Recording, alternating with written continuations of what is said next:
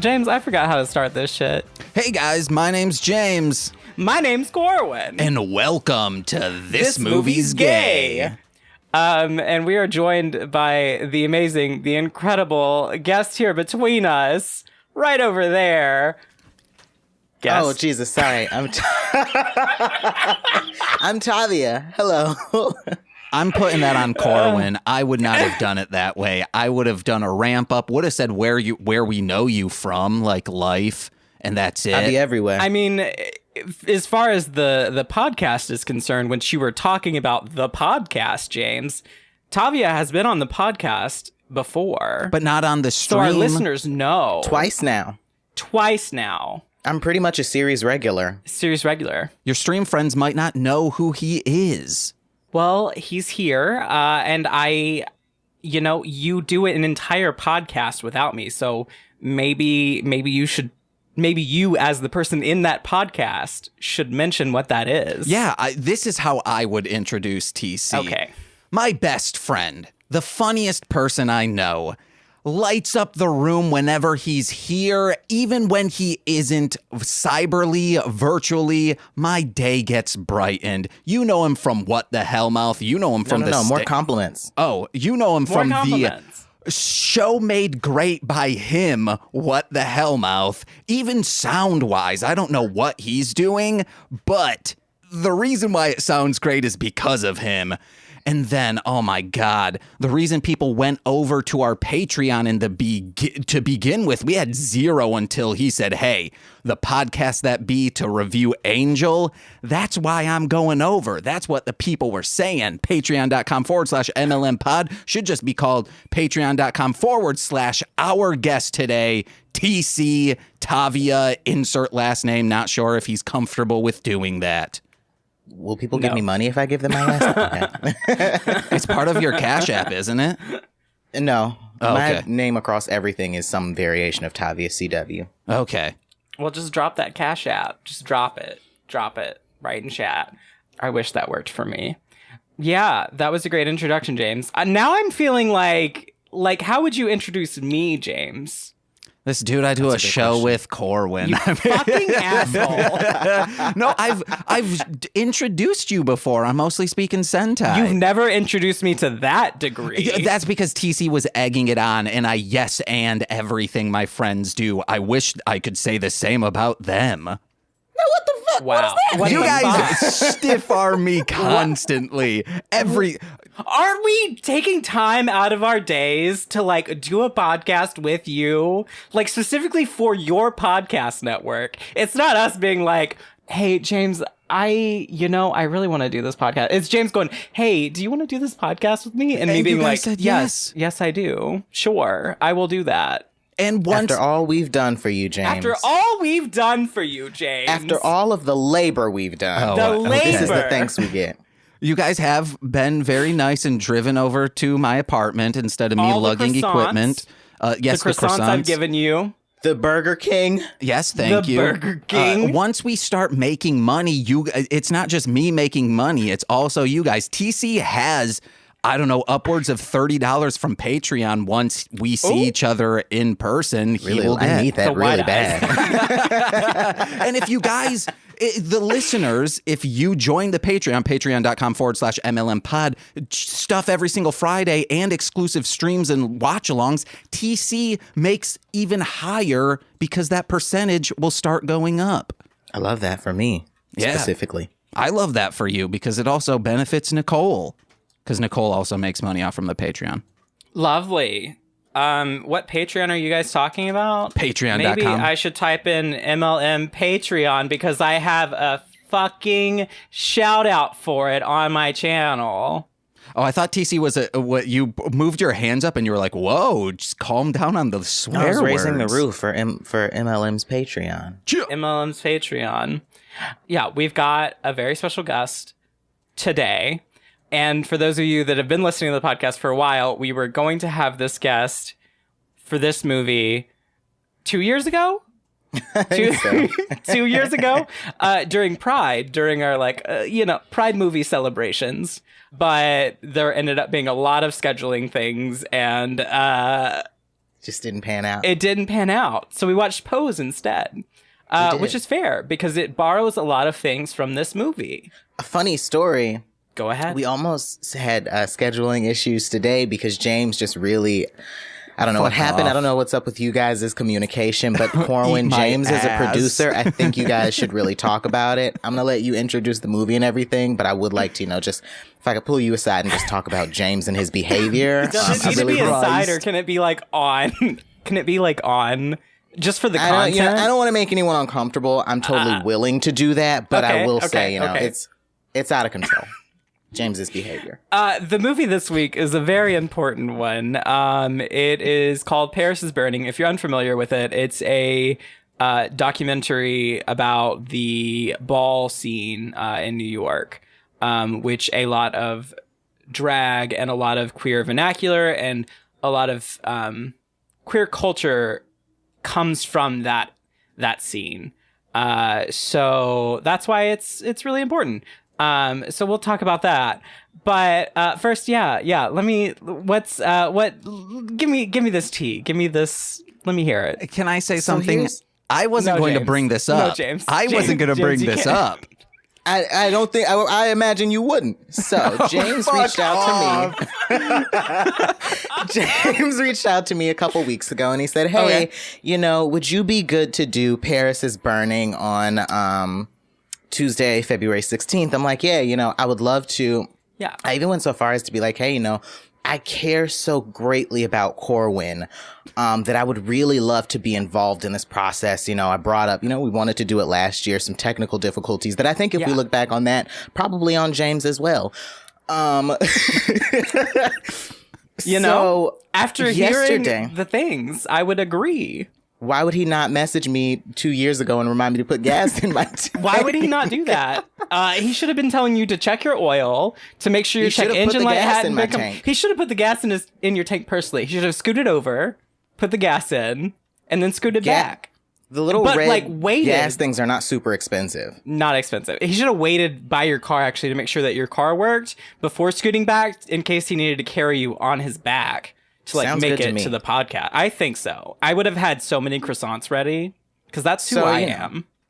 Because we're, distancing right now, we didn't have those issues, but we do a bi-weekly live stream where we play music and he just springs it on me and he's like, hey, are you still good to do Paris is Burning tomorrow?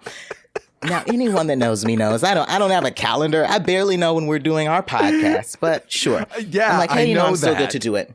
James, please don't speak over me. James had me under the impression that you all watch the movies on the live stream. Never did I once say that. Oh. But you never didn't say it either. Wait, you and I don't do that. When we do What the Hellmouth, and do not bring up the one time that you wanted me to do that, so we did that. You are being so aggressive. You are being aggressive. You're so talking like someone who is at fault and doesn't want to take responsibility.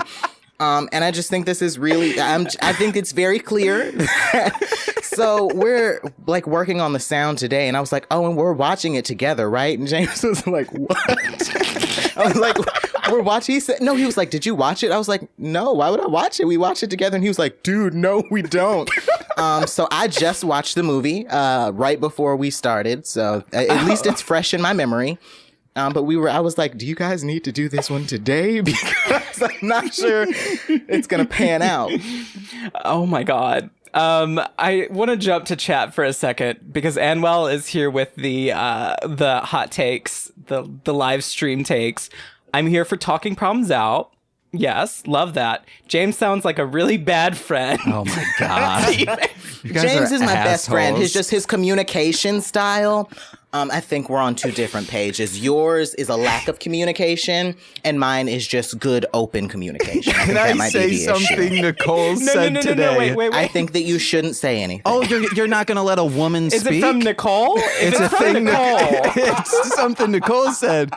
Nicole said, I don't know quote why. Verbatim. I don't know why she wanted it to be until Christmas, but she said, hey, we should get TC a calendar for Christmas. And I said, please, if we can get it to him sooner, that would be so beneficial to me, because there are times when like you rescheduling just like mess up the schedule of my week, because I'm like, well, I can't have a day off now because now my day off is recording with TC and having to mix it, which I don't mind. But it'd be... You guys, like, you're really lucky the snowstorm happened, because I actually had physical therapy tonight because I didn't know we were doing this today. I was going to be going and like strengthening my shoulder, and you were going to be like, dude, where are you? And I was going to be at the office like 6 blocks away. But See, I think if you got me a calendar, what I'd do is you'd be like, oh, don't forget we're doing this on the 10th. And I'd be like, okay, cool. And then I would go and take one of my like 4-hour luxurious naps. And then I'd wake up and be like, is there something I'm supposed to put on my calendar? No, I should be good. And then the 9th would come and you'd be like, are you still good for tomorrow? And I'd be like, good for what? There was a time... What am I supposed to do? There was a time TC... we record 2 podcasts. One for we watch Buffy the Vampire Slayer. One we watch Angel. And you thought we were recording the podcast that B on a day we were recording What the Hellmouth. And then you said, oh, I haven't even watched the Angel one. So I was like, you wouldn't have even been ready for that one.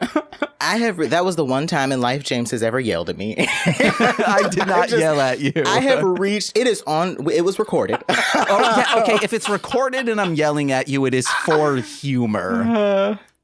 I think that like I've reached the level of quarantine where like days aren't, I know I have therapy on Tuesday, and then that's about it. Everything else I'm just like, this is a day I can sleep 14 hours and this is not.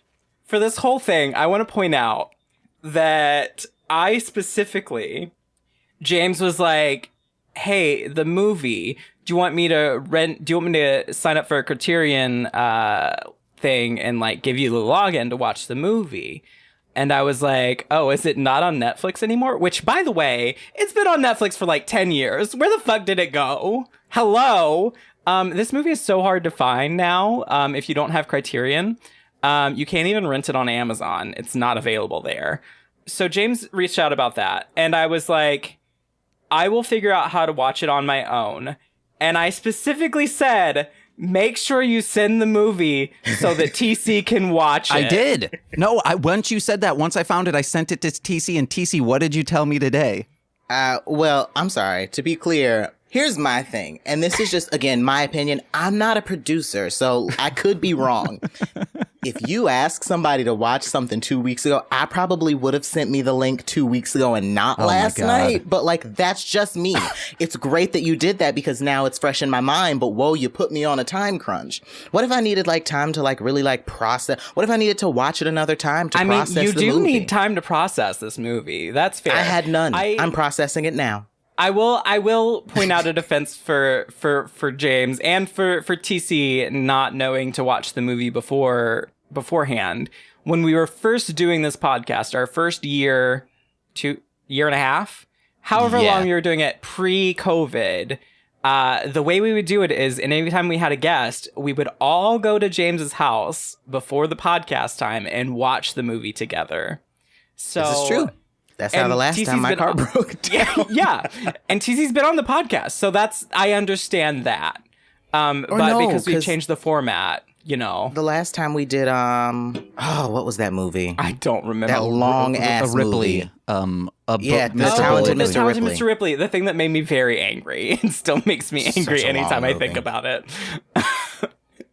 I was actually, someone like subtweeted on a Twitter thing about watching gay movies and stuff, and a guy, I'm assuming a guy, sorry to assume your pronouns, but they were like, there's actually a podcast for this, and they added us. They've done it a couple times, which is great. I love that. I love that people know about us, and that whenever they see tweets about, you know, wanting to watch more queer film, they subtweet it. It's great. And I was going through like our list of episodes and just like naming off a few of the movies, and I saw The Talented Mr. Ripley, and I was like, oh, and immediately went by it. I'm like, I'm not gonna recommend that one right now. I'm not in the space. It's not great. And also, I was trying to explain the movie to my sister to reference something. And explaining the movie almost takes longer than the movie itself because there are like 38 plot lines. And I was like, and then there's this part where like, so he's pretending to be Dickie, but also he is also pretending. So Gwyneth Paltrow is Dickie's girlfriend and he's her to pretending. And there's some rings. And that's how Gwyneth Paltrow, and my sister was like, okay. I can I imagine get a notebook and maybe take some things down. I can imagine your sister saying that in that exact. I can imagine that. Amazing. It's not a great movie. TC, I've noticed one of your favorite things to do is recap entire movies and TV series that you just watched to your friends and family. And love that. Someday when our podcast gets like semi-popular enough for this to happen, someone will like make a compilation of every single time you have just been like, hey, I watched all 7 seasons of this TV show in 1 week. Here is the plot of it. Speaking of that recap, would you like to recap this movie for us? the eyes, the wide eyes. It's kind of hard, I understand, because it's a documentary. I think if I were to recap it, I would say it's like a documentary sort of just about like the, more specifically than just like queer, sort of the like butch femme kind of like trans scene in New York in the late 80s, early 90s, and like the ballroom scene and sort of just like how that really was more like, and not it just like being fashion and about dance. It was sort of this togetherness and where queer people were finding family at that time. Yeah. And the family aspect's great because you actually have, for those people that compete in the ballroom scene, a lot of them are in families together and they have a mother. And a lot of those families are actually still around today, and still like, you know, doing drag and doing various things in the ball scene. Like Extravaganza, I think, is still around. La Beja, Ninja, all of those are like, there are still drag queens that are part of those families.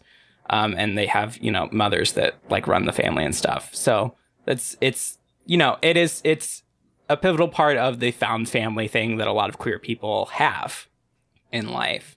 It was really nice to watch because I think there are so many things that like you see in queer culture that it kind of seems like stem from them. Like there's a part where they talk a lot about how like a lot of the stuff that they're wearing is either stuff they've made or stuff that like was really cheap and they found it and they were able to kind of spruce it up.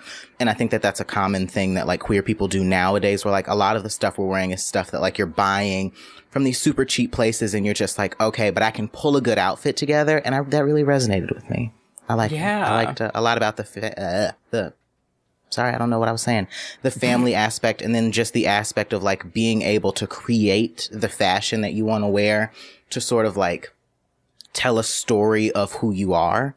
I thought that was nice. Really heartwarming. A very bittersweet documentary. It is very bittersweet. There's a lot of, it's just a lot of heart-wrenching things about it. Mm-hmm. Especially, first of all, knowing that, you know, it's only been like 30, 40 years.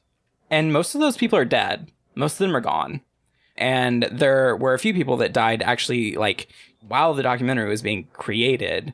And they actually touched on one of those deaths in the documentary because it was a brutal murder of a queen, which we need to acknowledge that they were a trans queen. And that is something that, you know, you're like, oh, that was 30 years ago. But there are still a lot of trans people that are murdered to this day.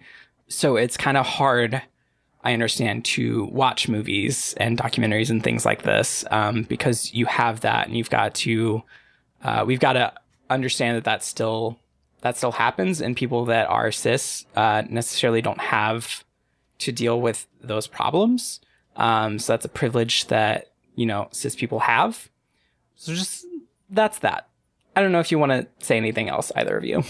I think it was that's a very like sobering part of what is sort of like, even when you're in the midst of like really enjoying the beauty of the togetherness and everything, I was interesting that they put it at the end, because I think that is sort of like the the trans experience is like, as much as like you are happy and you feel freer and you are enjoying this person that you are now, there is always this like looming fear, I think, in the background. And I can't speak, you know, super in depth to the experience of trans women, but I do think that like overall, as a like common thread that I think is across the board when you are trans, it's just like, yes, I'm happier in this body. Yes, I'm happier being able to present this way. But there is this overwhelming fear that like, ultimately, how safe am I on a day-to-day basis?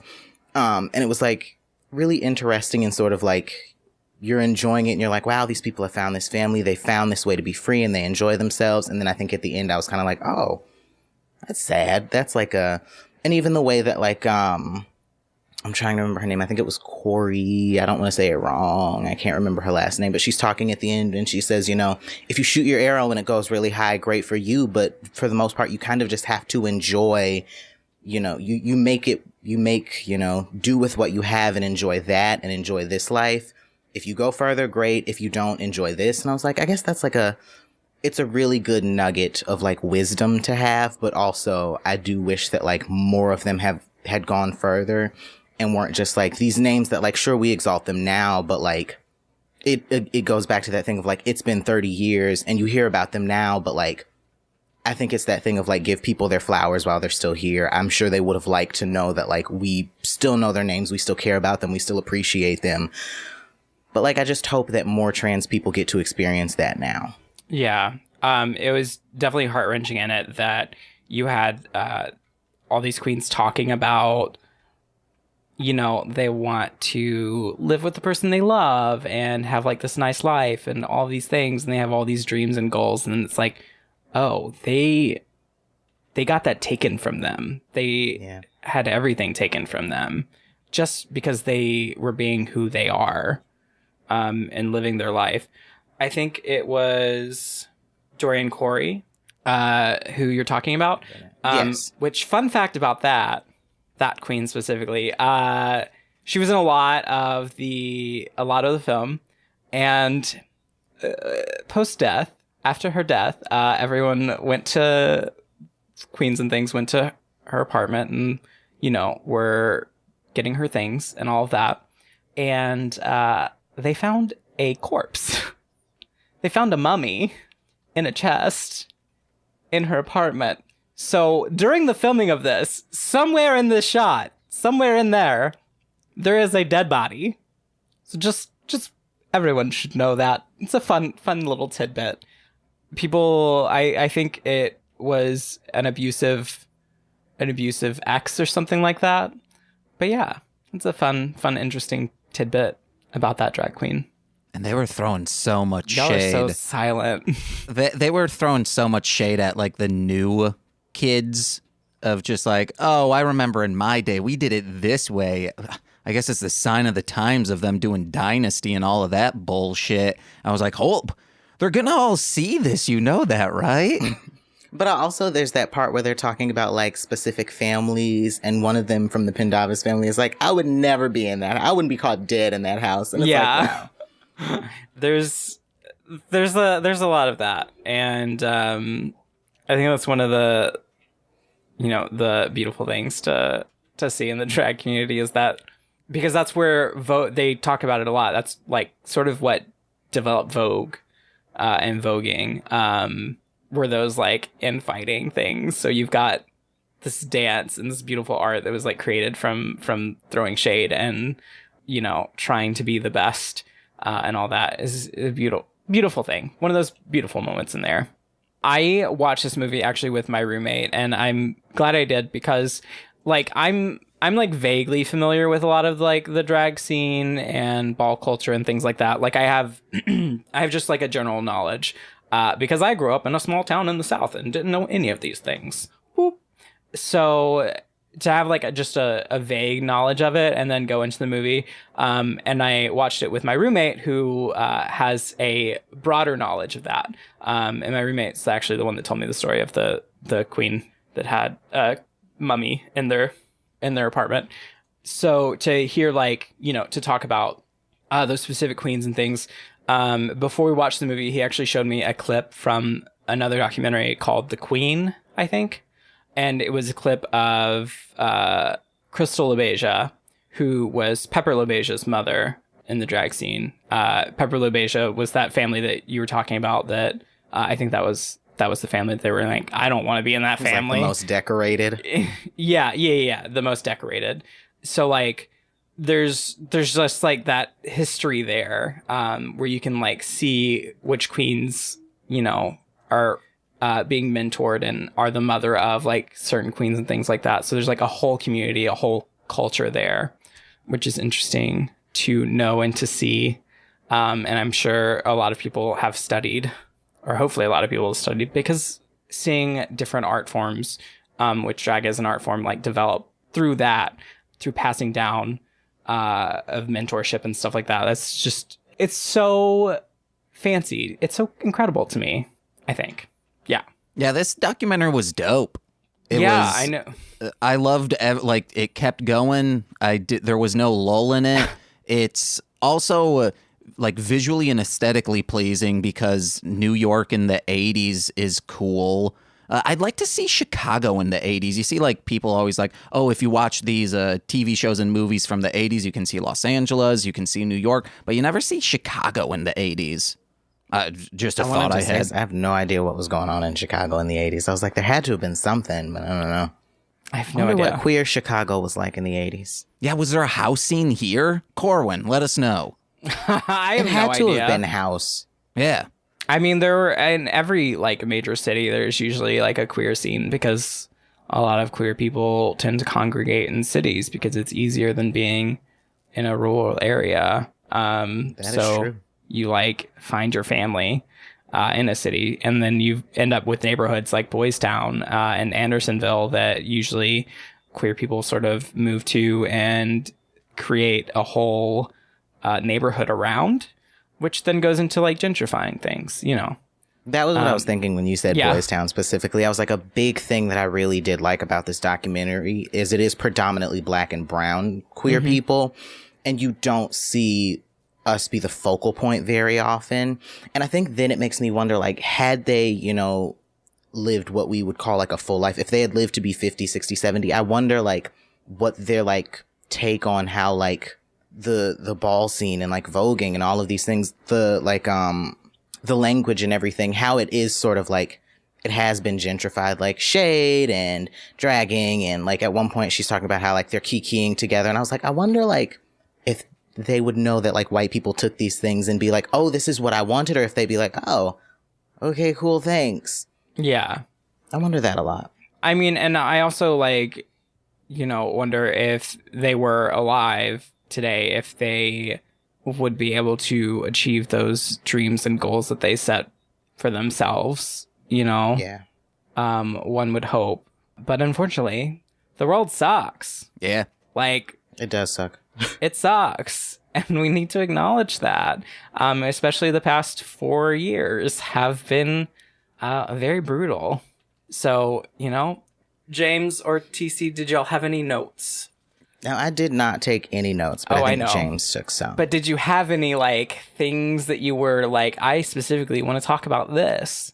I looked it up, and I'm not sure, just because there's no one knows for certain, but apparently Kim Pendavis was a trans man, and I was like, oh, that was very surprising. And if that is the case, I was like, oh, that's fun representation to, like, I don't know, just be able to kind of see yourself represented in something. I think that really for me was the biggest thing.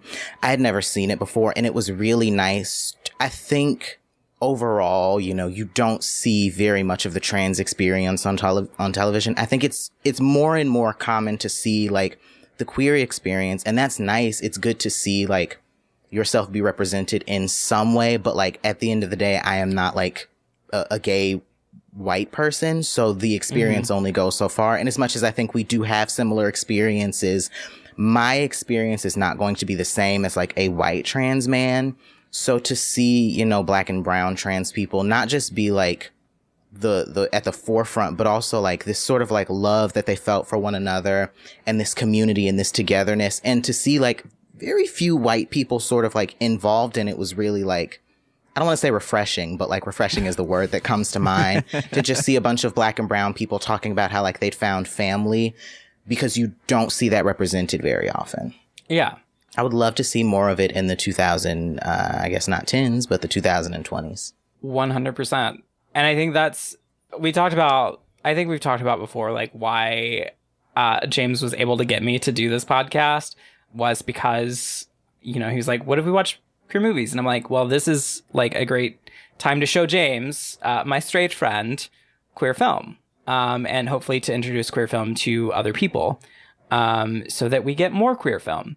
And through the journey of this, I've obviously tried to expand my search of what I watch, because, as a white gay man, I tend to look for the movies that are representative of me. So I'm like, where's the white gay men?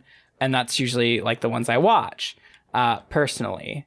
But it is important to reach out and watch other things, to watch other queer film, because there are different queer experiences across the board, because there are a lot of different versions of being queer.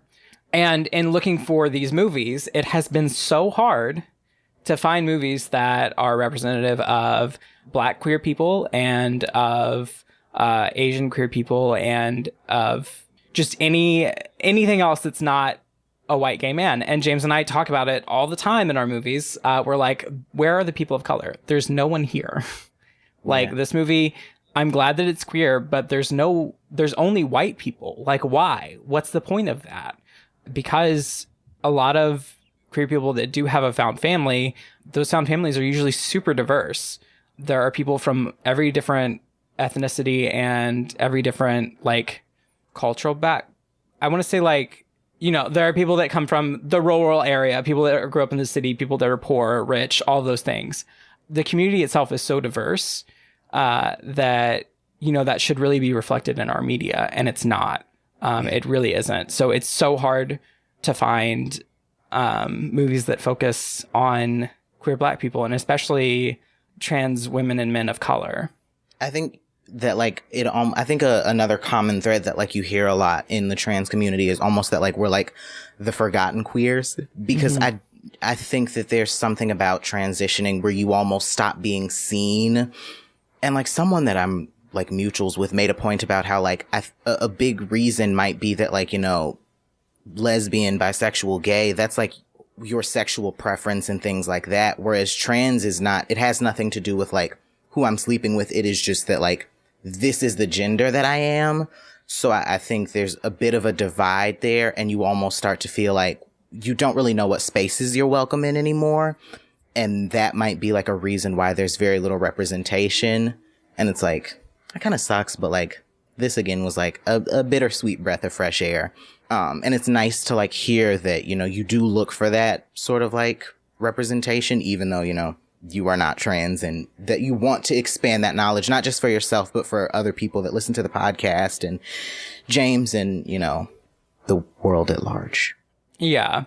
And I also think it's equally important to have a guest on that is not necessarily a white gay man, that has a different point of view to a lot of movies that do have something else. Like, whenever we do a lesbian movie, I try to have on someone that identifies as like a lesbian or bisexual or like, is a woman or identifies as a woman. Because, there's a lot of things in these movies, especially if they're made by a filmmaker that is Black, or a filmmaker that's trans, or a filmmaker, that's not a white gay man. There's going to be a lot of things in there from their personal experience, just because producers and directors tend to do that, that I'm not going to see and I'm not going to know. And especially like, I think we watched, what was that movie? Was it Disobedience? Yes. It was a queer woman in the Jewish community. And I'm like, I'm not Jewish. I don't understand this. I don't know what's going on. And it's like, I want people to watch these movies and I want people to understand. So I want to have guests on that are able to sort of bridge that gap between what my knowledge is and what James's knowledge is, so that we can have a good conversation about these movies, and not just, the jokes that James and I normally have. It would be like, yeah, James, I guess you're going off and nitpick filmmaking opposed to, or the weird like intricacies of like they were eating without any silverware, and it was spaghetti. Why were they doing that? What movie was that? No, I'm just bringing up things like, that random... dumb shit that I notice and like, have that to is look grotesque. away. I was like, what? I'm going to write a movie, and that's going to be a whole scene. It's going to be like really silent and really tense. And it's just people, and they're going to be eating spaghetti, and it'll be like 6 people at a table all doing it differently. So like one person will just have a plate and they're like, and then one person will be like, and then one person will be taking it one noodle at a time. Can I be the person that's sitting there and just like grabbing a whole mountain like in my hand and just like shoving it all over my face?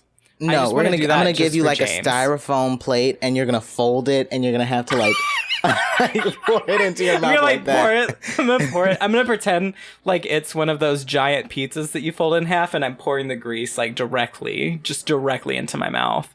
I love that. I just want to do that specifically so that, you know, if you're going to be making the movie and I'm going to be in the movie, we can like have double the guilt for James so that he has to watch it. Let's just get a bunch of James, like his old peers, to do that. It's not even a movie. It's just a clip we put and we just tag him in it repeatedly. Oh, what I was thinking would happen is, since it'll probably be an independent film, you'll be like, well, we need a sound guy. James is a sound guy. You don't put that in the script. So then I have to have like a boom mic cranked up so I can make sure there's no interference of just people slurping and mushing around. Ugh.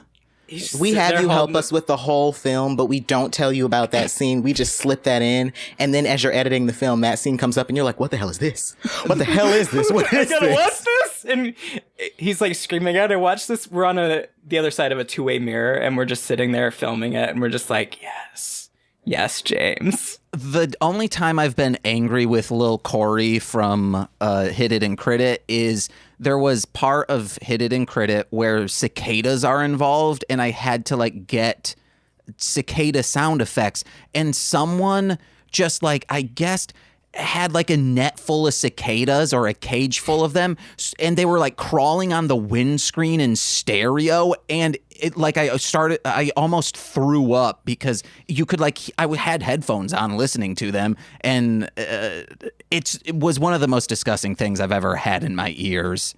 Just, are you able to listen to people chew? No, yeah, I can do that. Oh, I can't, but if I see people eating with their hands, Good Mythical Morning, if they start eating any greasy foods, hey Nicole, is what TC said. I have to turn away. There are some episodes that I say to Nicole, like, I can't watch this because I know Can you not watch Hot Ones? Hot Ones I'm fine with. I love it when there are some people who will eat with a fork with a fork. There's no like specific thing. Well, no. If they're like palming it, then I'm like, ugh, gross. But normally, because they're hot wings, people are like very dainty with it, and they're like, ew, I don't want to get this on my fingers to then end up on my eye. So, me. Oh, I hold my hot wings like this. Oh, please don't. I bite like this. I bite like between the grooves of my hands. Just like, disgusting. You mash it through your grooves.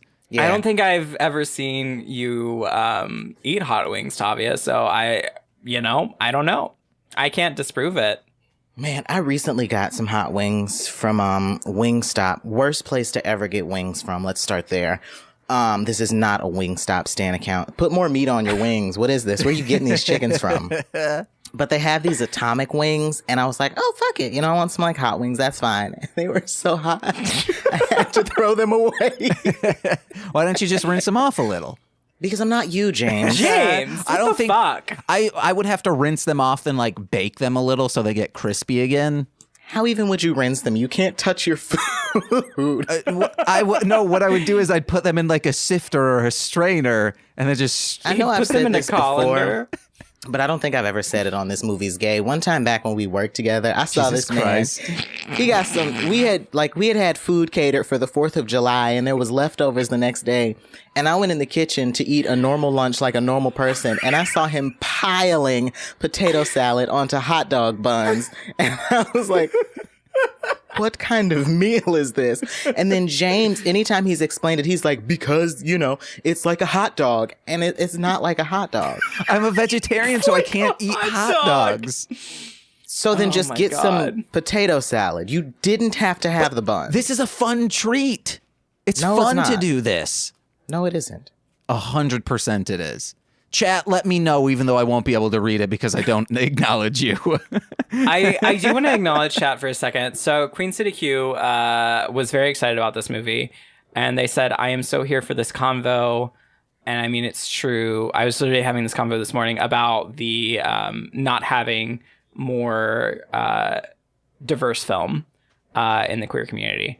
Queen, if you're still here, do you have anything about this film specifically that you wanted to touch on or wanted us to talk about?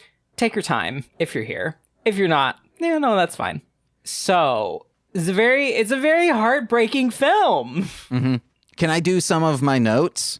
Yeah, let's hear those notes. Okay, this one's like a fun game or a thought experiment. So they have a lot of categories in these balls. I wrote some of them down, and I want to know if you were to participate in a ball, what would your category be? Either you can pick from this, or you can do something in your own life that you're like, I would be able to win this category. So you had things like body. Oh, wait, nope, that's not it. Luscious body, schoolboy or schoolgirl, country, and then there was another, country fashion, southern Town and country. Cowboy. What was it? County and country. Thank you. It was town and country. Town and country. Okay, like a vehicle. Executive realness, which is like business people. What? TC and I both just made a fucking face when you said vehicle. Yeah, like a town and country vehicle. Oh my god. Town and country is I think it's like huntsman. You look like you would go on horseback riding. Yeah. You'd go oh my god. Did you see the queen that was presenting in that category? Did you watch the movie? I might have been writing. Then we also have executive realness, which is businessman and businesswoman, business class, airplanes, another vehicle. Butch queen, and specifically they were looking at first time participating in ball butch queen, then military, high fashion, evening wear, and realness, which is just if you can pass as a straight person going down the street, that's realness. Sign me up for executive realness and realness. My favorite season, I talk about this a lot, is holiday party season, because I think it's, as people who, I think all of us are probably in the same pay bracket. I don't think that we Unemployed. get a ton of I just meant I don't think any of us make more than I don't think any of us have ever made more than 50 to 60K a year, and that's me highballing, at least specifically for myself. And I think holiday party season is the season where you spare no expense. You can show up in a $200 suit and you feel like the person that you have always you're supposed to be. I don't know if I've never seen you at a holiday party, James, and I gotta be honest with you. I think you'd wear your red pants and a band tee. But Corwin, maybe you'll relate to this, where you get to dress to the nines, and just for a night you get to be someone that you aren't every other day. And I think that that to me is probably the closest I've ever come to really pulling out all the stops. And now more frequently, the more I become confident in how I look, and the terms range between passing and cis assumed. The more just comfortable I am with how I look, and the less, feminine I look. I've started doing this thing where I'll buy clothes from those quick online shops like ASOS and Boohoo and all of that. And I'll do a whole little photo shoot in the outfits and then return those clothes. Yeah. But it's I'll buy suits that are $200 and take pictures of them and be this is top of the top. And then they go back because I don't have $200 for a suit, but jewelry, suits, as James knows, sunglasses, that's my wheelhouse right now. And I think those would be the ones that I would do. And then realness and passing, I think that's just I don't know. I think now if I walk down the street, nobody is that used to be a girl. So I think I would be okay. When I get dressed up, it's a nice dress shirt, and not the red pants. It's a nice, brighten that hue a little bit. It's a nice pink pant. Anyway, I don't like being in tight clothing.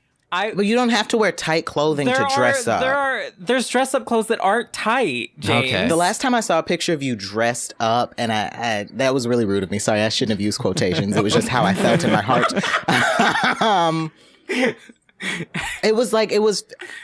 It's not what I think when I think dressed up, but I think fashion is also a spectrum. What's fashion to you is not what's fashion to me, is maybe not what's fashion to Corwin, is maybe not what's fashion to like anyone. Really, we just all have our different ideas. So if that's for you. Like this right now, this is me looking pretty good.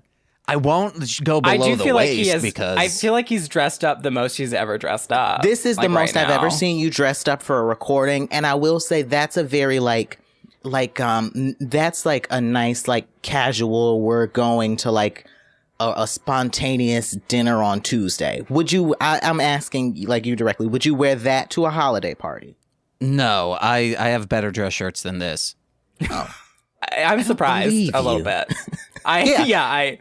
The reason why I'm wearing a button up is because I haven't done laundry since December, early and December. the truth comes out. And I have to start going to my dress shirts because I'm like, oh, I'll do laundry now. But then it snowed and I have to go to a different apartment unit area. Like I have to go outside in order to get to laundry.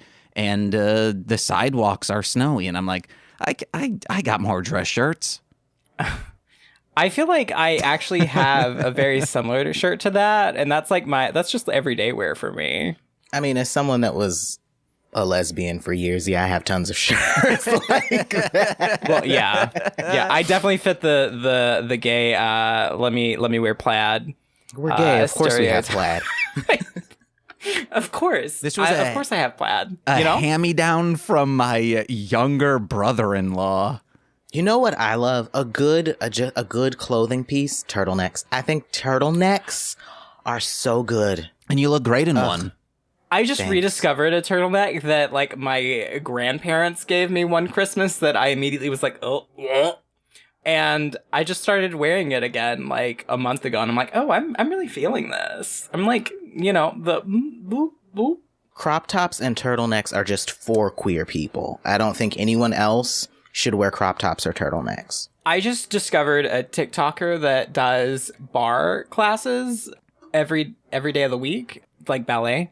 I think I'm going to start doing like that so that I can get back in my shape that I was in college, and maybe even better, and start wearing crop tops because I really like that aesthetic and want to be in the crop top area, which I know I can. Everybody body is beautiful, but I personally have, the body image issues and all that stuff. So like wearing a crop top necessarily isn't something I like seeing myself in right now.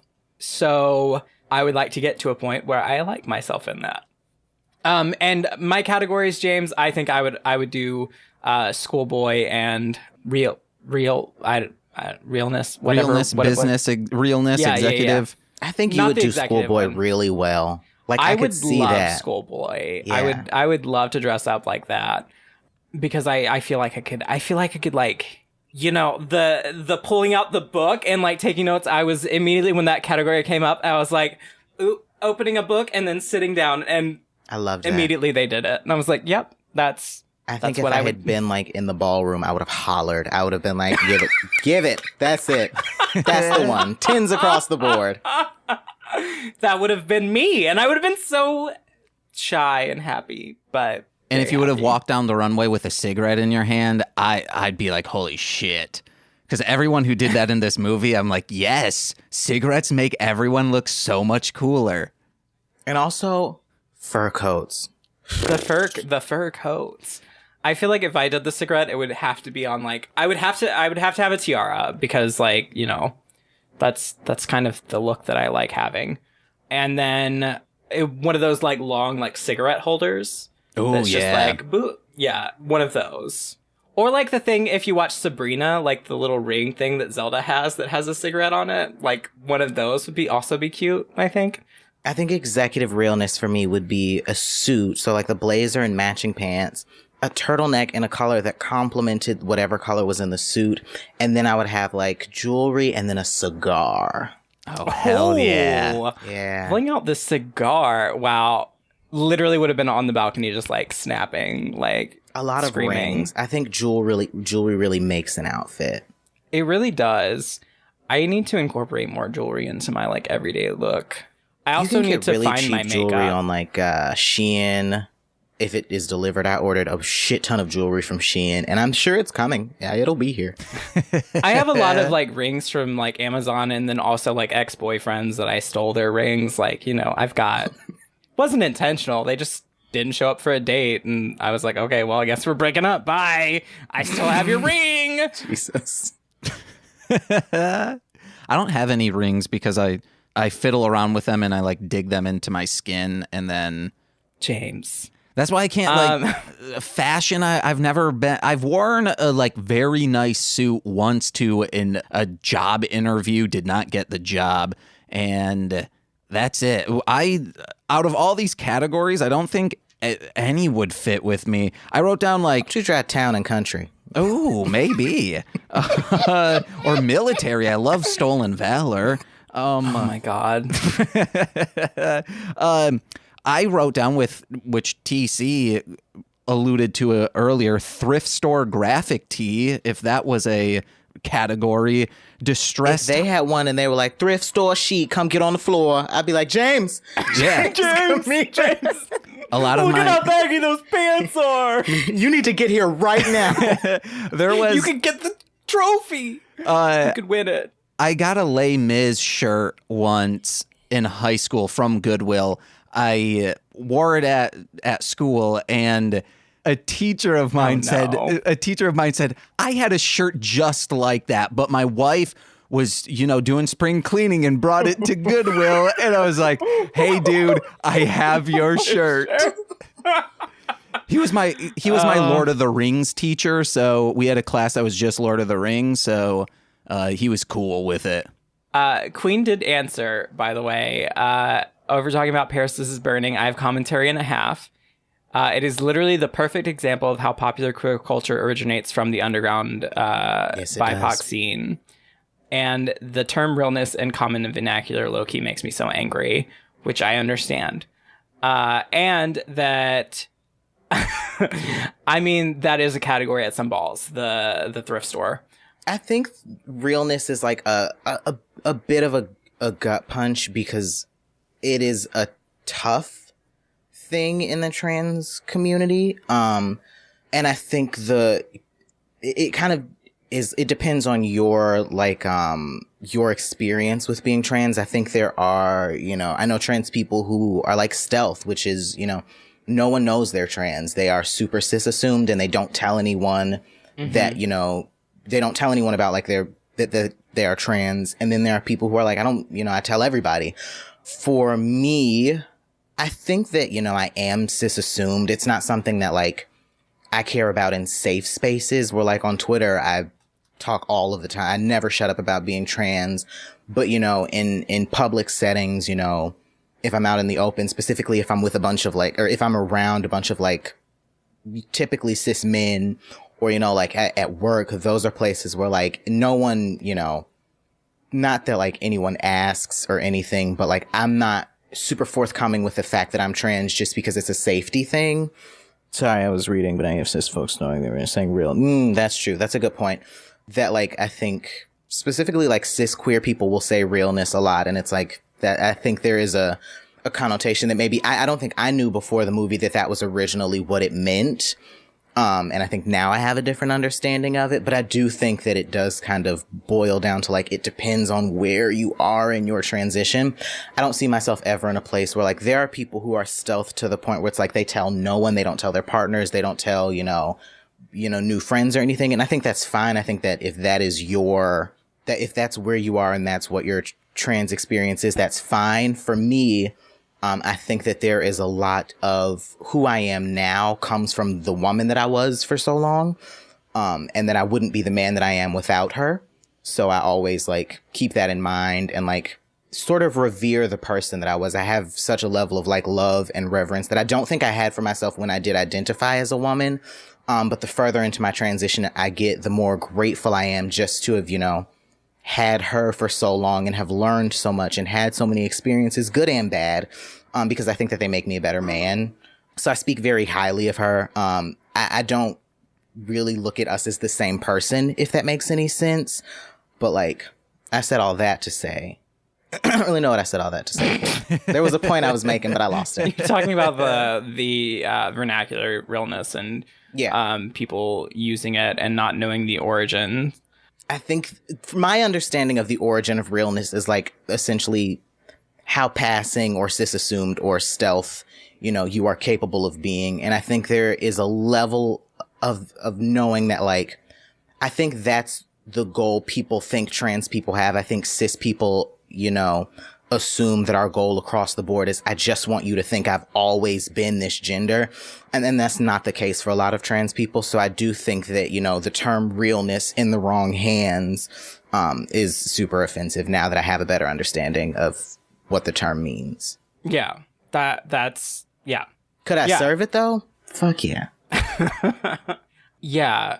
I don't talk about gender a lot personally and like my own interpretation of gender because it's not something that like, I am a very outwardly appearing cis male, which like I'm fine with it. I'm okay with it. But I wish like personally that people don't see me in that manner at all.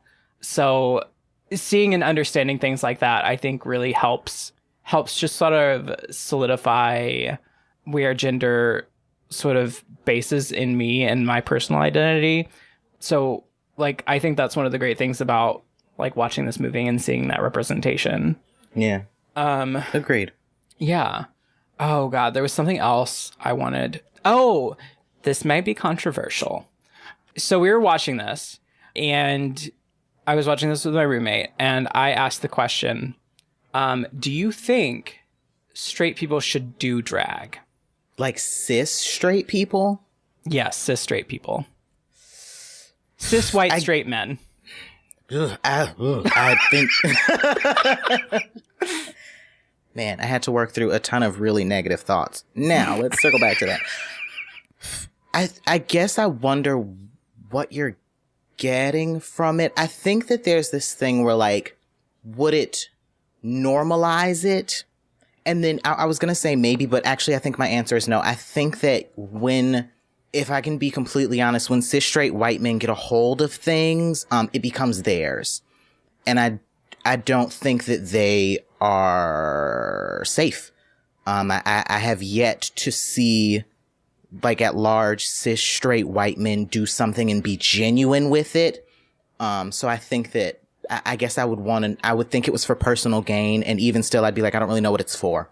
I don't know if you're doing it because you enjoy it, I guess we all deserve to enjoy things. But I think even to take like just cis straight white men out of it as, a black trans person, I think I look at a lot of things and I say, when do we get to like have our own things? And I think this on a scale overall is like, when do queer people get to have things? Like, when do we get to have this thing where we say, hey, this belongs to us. You don't need to be involved in everything. I think that's a very important thing. And I will say from my experience as a trans man, conversations I used to be able to be involved in, I can't be in them anymore because I'm not a lesbian.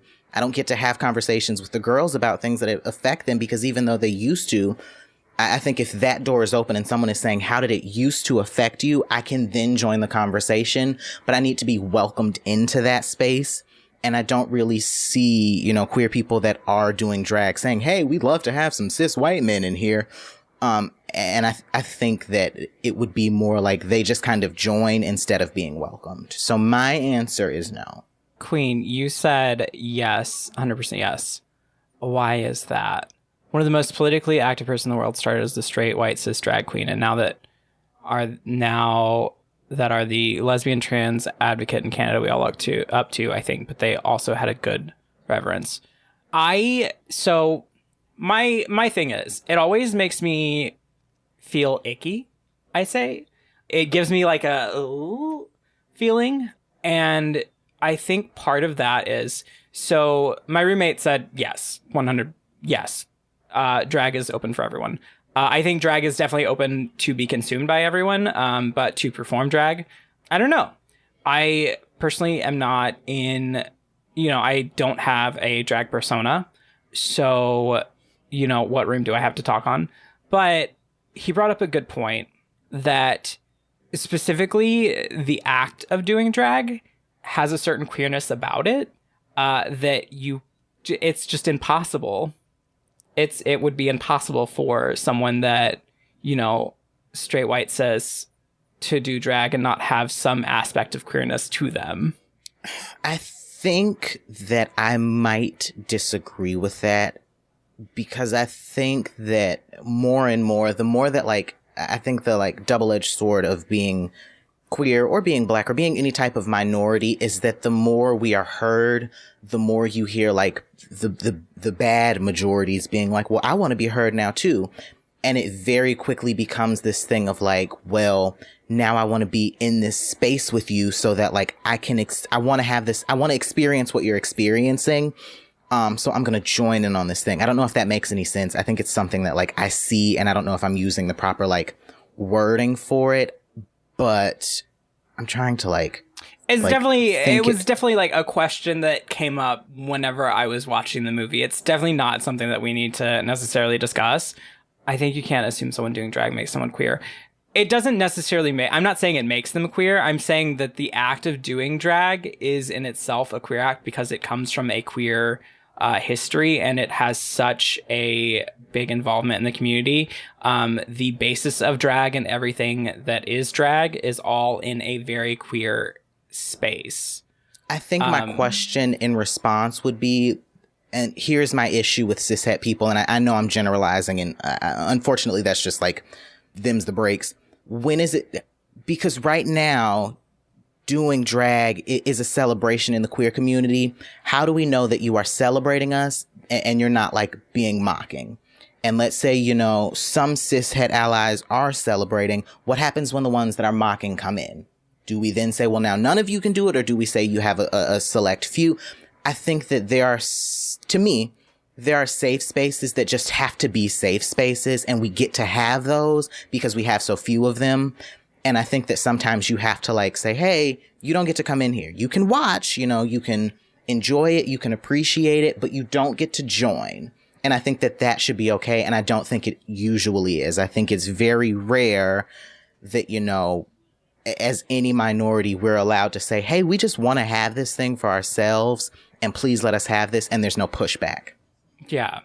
I just thought it was an interesting question. And I know a lot of people are going to disagree with how I feel and how you feel and whatever.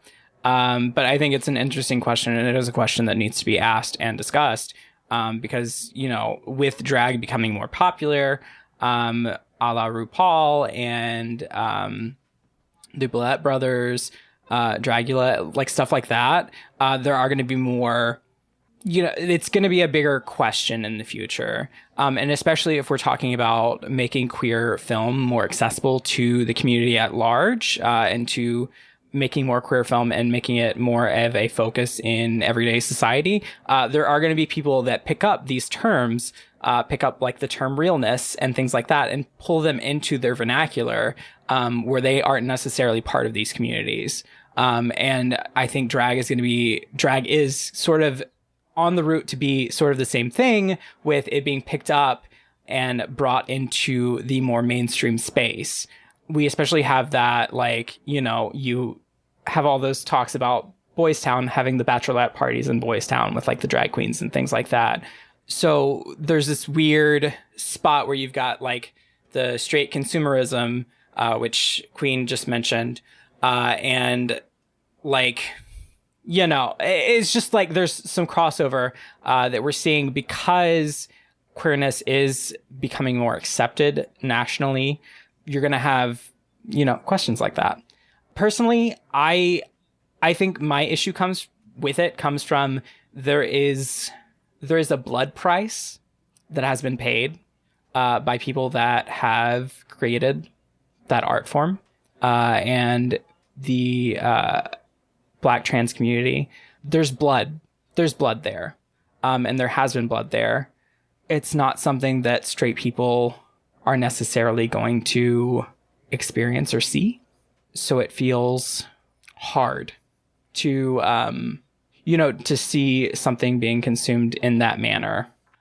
Queen said, I have more issues with straight consumerism in queer spaces than I do with straight cis doing the art, if that makes sense. As someone who does drag, I've noticed the reverence and respect by someone doing it as more. Where a lot of consumers treat the consumption of drag as dance, for me, your experience is solely for my entertainment and at my discretion. That's true. And I think you touched on that with, if you have a drag queen who is straight, cis, white, that is doing the art form and honoring that versus the people that are doing it for the clout or the money or whatever.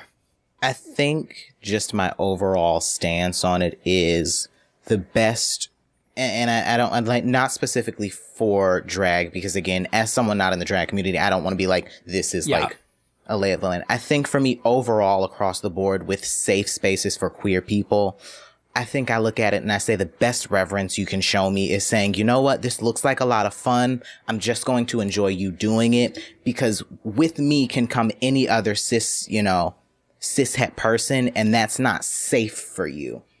I think the best thing that cishet people can do is remember that our safety is the most important thing. And that, like, even if you want to join in, I keep in mind, but you still need to be safe. And I don't know that they do super often. And I think that's where the frustration and the concern comes from. That's fair. James, do you have any other notes now that I've gotten us on a very now that we've had this in-depth discussion. Conversation? Yeah, I just got a quick, just a couple. Just a nugget. A nugget. The Elks Lodge is a friend of all alt cultures, because if you can, on an entire week, you can go to like a hardcore wrestling show, a drag show, a screamo show, and then like a sci-fi convention, all held at an Elks Lodge. I don't know what their mission statement is, the Elks and their lodge, but 2 thumbs up to them for being so open. Maybe it's just like, hey, as long as was that the venue?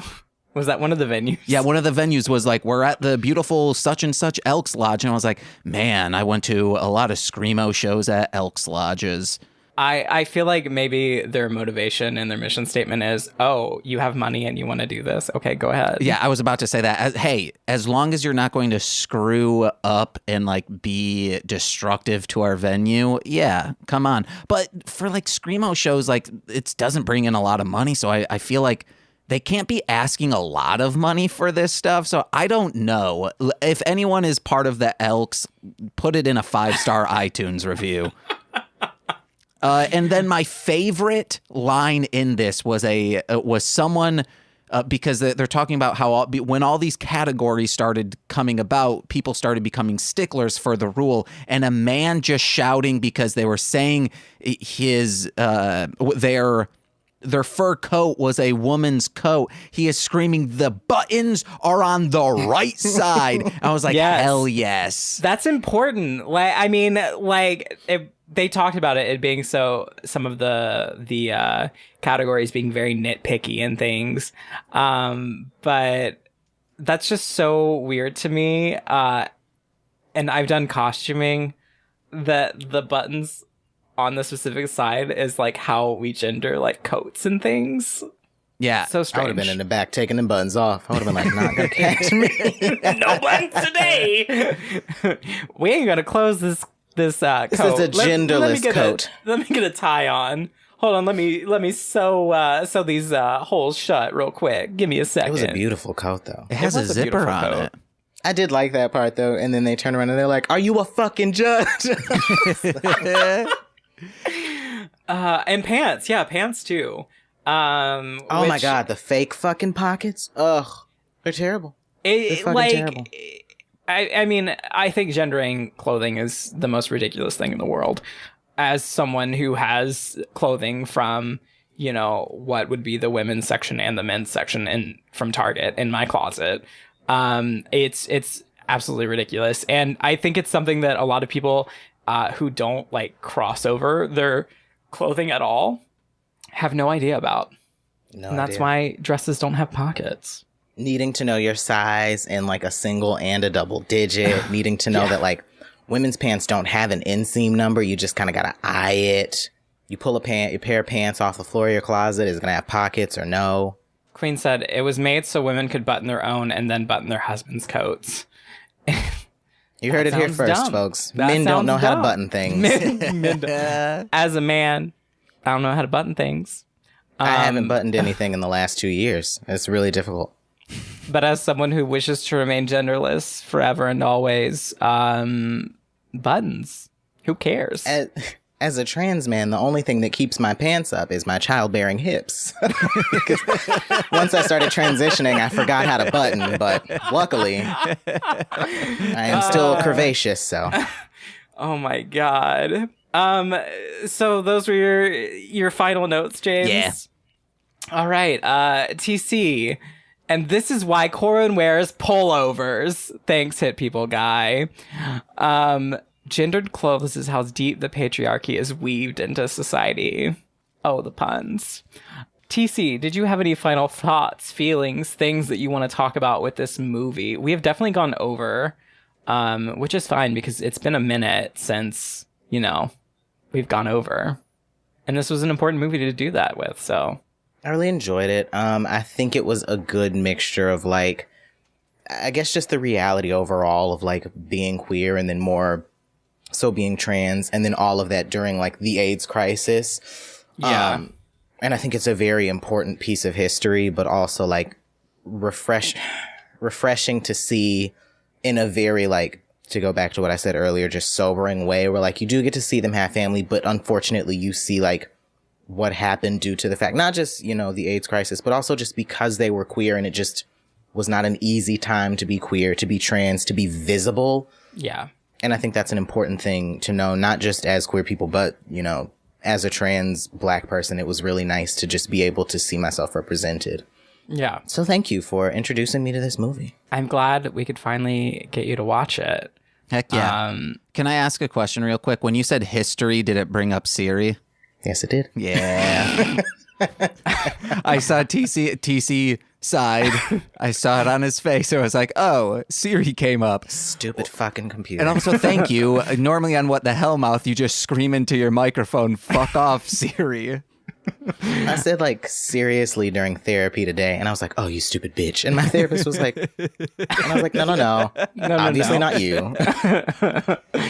Yeah, it's an important movie. It's good. They also mix a bunch. They mix some like humor and some like fun and like hope with the very sobering like reality of what trans women have to deal with, especially because you had that queen, Venus Extravaganza, who was literally talking about escaping from a situation where she was probably going to be murdered and managing to get away and then end up before the end of the movie being murdered in the same manner that she was describing. Like my roommate just had an audible reaction to it, and I did too, because it's like, this is just such a hard moment.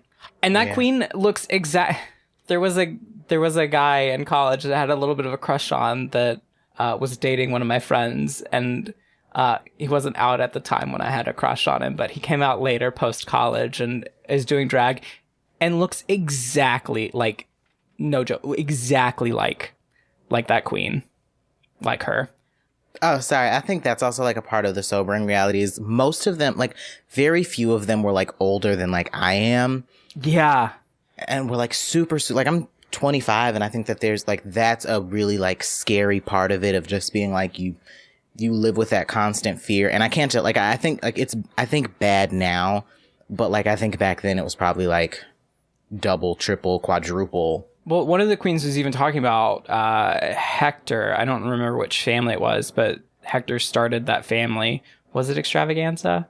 But talking about this guy, Hector, and it showed like a picture of him and had his like, his birth year, and when he died, and he was 25, literally 25 years old. Yeah. So, that's why the statistics for trans women is so, and gay, and even like we can even say gay men too, because of the AIDS crisis, just so short, so much shorter than it should be. So, you know, if you are not queer and you have queer friends, check up on them, please.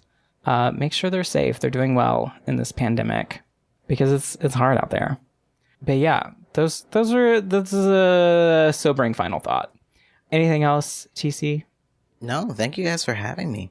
Thanks for being here. I'm gonna have such a big talk with James about his guesting habits. Like, you know, something needs next to time, be done. Next time I should, you know, I usually do the guest stuff, so I should just.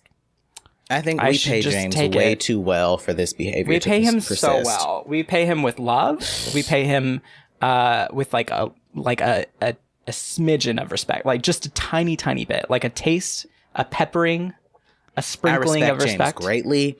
I'm always on time. I never forget when it's time to do something, and I'm met with disrespect, and I'm tired of it. If I wasn't such like a perfectionist, I would leave in all of your guys' ums and long pauses today. Did you like that one? That one was specifically for you, James. There's another one. It's being left in. Oh, I know. It's after 45 minutes, so it will be left in. It's after 45 minutes. You never edit after 45 minutes anyway. I have actually started doing that. Respect to love Beyblade. Hey, people, guys, we're not going to talk about that because James comes for me like I made fun of him for Beyblade, and I was like, did not. Your I never silence did. spoke thousands. James, when do I ever respond in fucking group chats and things? Oh, if Nicole, when do I ever respond? If Nicole says anything, you guys are up her ass like a fucking. Sorry, we don't ignore women. Receipts, sorry, James. I don't fucking say shit. You heard it here first. A man wants us to ignore a woman. Like, oh my God, this. My Nicole God. just says, "Hey guys, I'm gonna stream," and then you guys you drop everything and watch her stream. Name to me Please the do last that, time you guys. did a stream and I didn't go watch. There's a lot of them. I am literally watching the stream right now. Okay, yeah. Support all of the streams you do. Guys, go watch Nicole, Darling Homebody on Twitch. You wanted a good ending to our stream yesterday, so I sat screaming Earth, Wind, and Fire September into a microphone. You were doing best. that already. Chaos Witch said, well, it's Nicole. And agree, it's Nicole, Period. James. What the fuck you expect? Exactly. But also, I never respond in the fucking group chat. I read it like 10 hours later. I'm like, oh, that happened? Oops. You should still please like put a thumbs up or something. Why would I I'm not gonna react to commit it to that. the next day? Well, because sometimes I ask questions like, hey, does anyone want to guest or be on this stream? You and could then DM me. Right, but like if I don't respond, I don't want to hold the chat up by saying no. I just feel James, like that's James, I don't want to like harp about how popular I am, but I'm in like 6 different group chats. I don't have time. Me personally, I'm, a pretty big deal in the sense of like very depressed. So usually when you're doing your streams, I'm sleeping. I have very few waking hours. So you're asking a lot of me. That's, I have to choose between my dreams and hearing you say things that make me go, James! Corwin, you're a known insomniac. I have 8 to 12 waking hours a week. That means when I get to sleep, I'm going to stay asleep, James. And if I wake up, I'm going to sit in bed and scroll through TikTok. I am not getting up to answer the group chat. I'm not going to do it. It's just not going to happen. I have such especially mean when you're not talking to friends. me. I'm kidding. I love all James of you is guys. like, hello, anyone. And I'm like, no, I'm enough of a narcissist to need that at Corwin. All right, I'll start doing that. Don't you fucking dare. I'm going to be adding you so much. Don't you fucking dare. That's You why I guys have said everything I on DM mute. Corwin and he responds within a leisurely 8 to 10 hours. Less if I send a picture. True. James, just send pictures of your cat and I'll respond.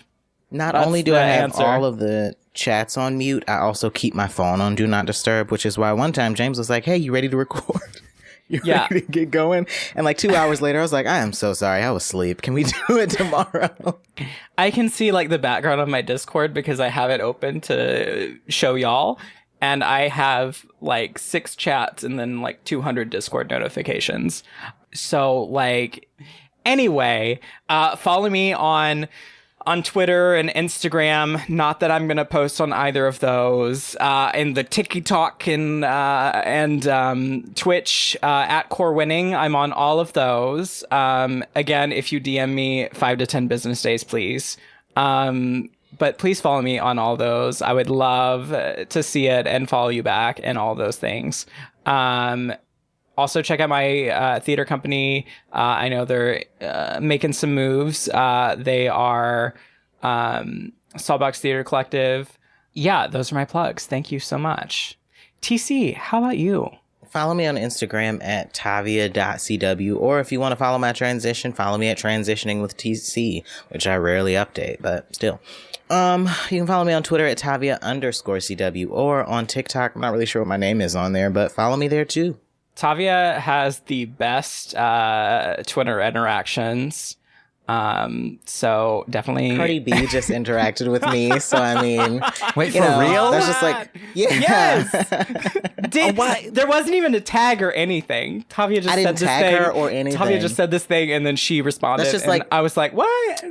That's the like level of friendship I have with Cardi. I don't have to tag her. She just, she hits me up from time to time. Just, Why shoot the shit with your boy. Why do you Shoot the shit with your boy. routinely send me a screenshot of the person who reminds you of me of I just got my prostate checked and came immediately, but you never tell me the cool shit that happens on Twitter?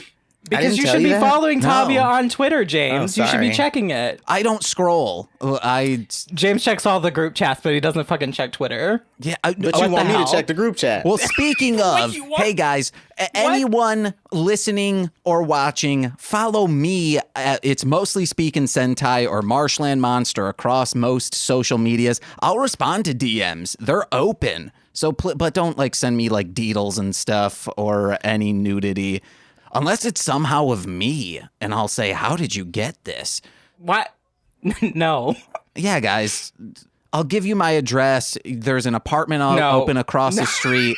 I walk around naked routinely, and Nicole says, hey, you gotta stop doing There's a that. woman in the complex who doesn't let you give her food for free. James's apartment complex sucks. Okay, that we don't have time. But if you want to hear the story TC just alluded to, listen to What the Hellmouth. It's the podcast TC and I do about Buffy the Vampire Slayer. He loves it. I've never seen it. That's the dynamic of the podcast. I also have other ones. Go to mlmpod.com to find out information about them. Or go to patreon.com/MLMpod to hear shows like Engage with Nicolas Cage, the Toku Reading Corner, talking about Beyblade, or our Angel podcast, which is a companion podcast to What the Hellmouth, called The Podcast That Be. You can go over there. Please sign up. It would mean the world to us if you did. Patreon.com/MLMpod. And if you're a $10 patron, you get shout outs on all our free feed shows. So let's give a big old shout out. I know he's in the chat right now. At least 10 minutes ago, he was. Big shout out to he's in there right now. Steve F, aka Hit Steve People F. Guy. Hit People Guy. Eric Berry of Ranger Command Power Hour. Trekkie B47. Alex Z, On aka Twitch. The Waz. Was. Orion, aka the rapper Defo. The rapper Defo. Kayla, aka Two Grapes. Two Grapes. Duo Grun Fox, that's 2 fucks for the price of Price one. of Grun. yeah, okay, you TC said 2 fucks for the price of one. And then we have Tyler Wright. That's what I said in my heart. Tyler Wright, yes. And then Elliot W at Garlic Sunshine on Instagram. The wonderful Garlic Sunshine, who did an amazing picture of us. And of Frank. And of Frank. And that picture of us is literally my favorite thing. Mm-hmm. So go check it out. Go like it. Spam comments. Yay, Corbin looks amazing. I need that. Period. I need that in my life. Period. So yeah, thank you all for being here. Did you just rub your beard against the mic? Yes, I did. So distracted by that. It's a really great feeling. Oh, I understand. I can't do that, or like it would like scruff because I don't have a windscreen. A windscreen. I thought a windscreen was this thing. It's both. Like you can call I have either that or. thing, but I can't. Actually, since I moved, I haven't like added it. But before I moved, I wasn't able to like put it on my mic and have it sit in the right spot and things.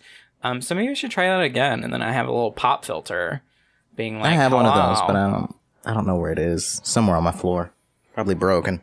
Mine's in my closet, and you know I don't like going in there.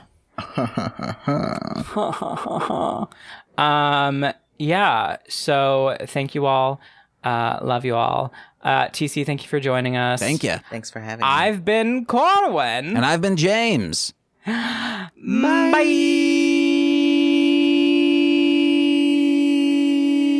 See you in class, bitch sticks. I literally had ended the stream. I'd literally ended the stream. It's still recording on my end. This is for the podcast. I know. It still says stopping stream. So I think I'm still live too. I literally ended the stream, James. Are we going to do it live? Fuck it. Yeah, we just Fucking did. thing sucks.